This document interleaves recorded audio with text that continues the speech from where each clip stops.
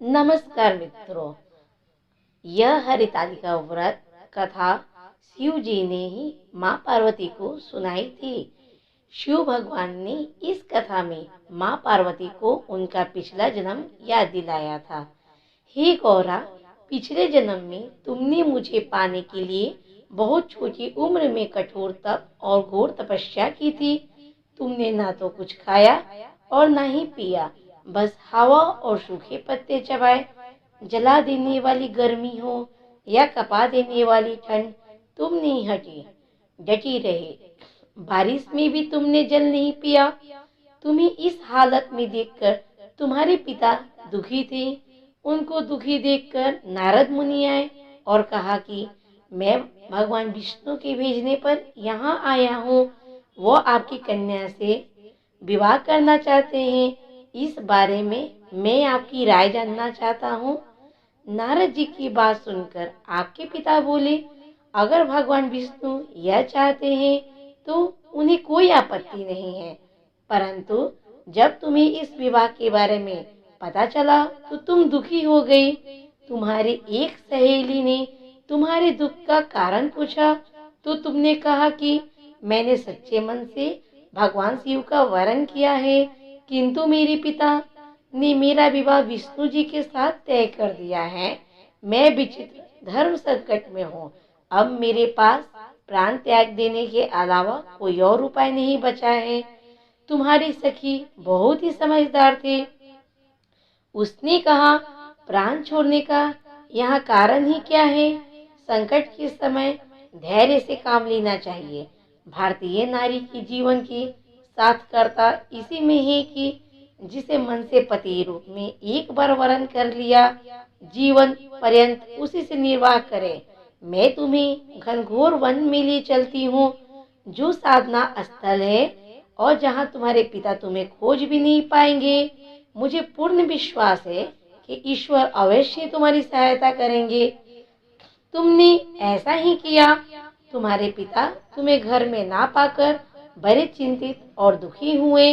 इधर तुम्हारी खोज होती रही, उधर तुमने अपनी सहेली के साथ नदी के तट पर एक गुफा में मेरी आराधना में लीन रहने लगी। तुमने रेत के शिवलिंग का निर्माण किया। तुम्हारे इस कठोर तपस्या के प्रभाव से मेरा आसन हिल उठा और मैं शीघ्र ही तुम्हारे पास पहुंचा और तुमसे वर मांगने को कहा। तब अपनी तपस्या के फलीभूत मुझे अपने समक्ष पाकर तुमने कहा, मैं आपको सच्चे मन से पति के रूप में वरण कर चुकी हूँ। यदि आप सचमुच मेरी तपस्या से प्रसन्न होकर यहाँ पधारे हैं तो मुझे अपनी अर्धांगिनी के रूप में स्वीकार कर लीजिए। तब तथास्तु कहकर मैं कैलाश पर्वत लौट आया। उसी समय गिरिराज अपने बंधु बांधवों के साथ तुम्हें खोजते हुए वहां पहुंचे। तुमने सारा वृत्तांत बताया और कहा कि मैं घर तभी जाऊंगी अगर आप महादेव से मेरा विवाह करेंगे। तुम्हारे पिताजी मान गए और उन्होंने हमारा विवाह करवाया। इस व्रत का यह महत्व है कि मैं इस व्रत को पूर्ण निष्ठा से करने वाली प्रत्येक स्त्री को मनवांछित फल देता हूँ। इस पूरे प्रकरण में तुम्हारी सखी ने तुम्हारा हरण किया था, इसलिए इस व्रत का नाम हरतालिका व्रत हो गया। इस व्रत से जुड़ी एक मान्यता यह भी है कि इस व्रत को करने वाली स्त्रियां पार्वती जी के समान ही सुख पूर्वक पति रमन करके शिवलोक को जाती है। सौभाग्यवती स्त्रियां अपने सुहाग को अखंड बनाए रखने और अविवाहित युवतियां मन मुताबिक वर पाने के लिए हरितालिका तीज का व्रत करती है। इस दिन व्रत करने वाली स्त्रियां सूर्योदय से पूर्व ही उठ जाती है और नहाकर पूरा श्रृंगार करती है। पूजन के लिए केले के पत्तों से मंडप बनाकर गौरी शंकर की प्रतिमा स्थापित की जाती है। इसके साथ पार्वती जी को सुहाग का सारा सामान चढ़ाया जाता है।